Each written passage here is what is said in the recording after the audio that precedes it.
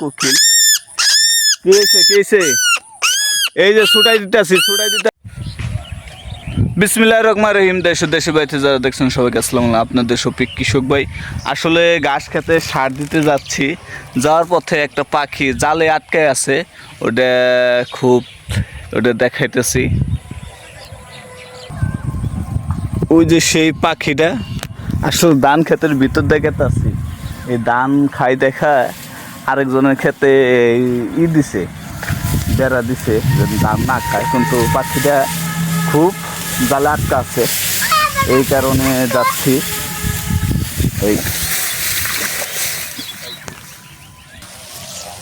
এই যে সেই পাখিটা জালে আটকা আছে। এখন এই পাখিটা ছুটাই দিব, কারণ আমি ঘাস খেতে সার দিতে আইছি।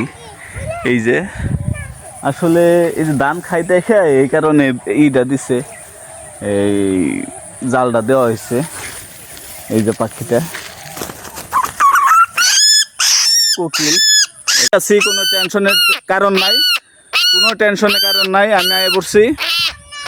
এই যে খুব মায়া লাগতেছে পাখিটা।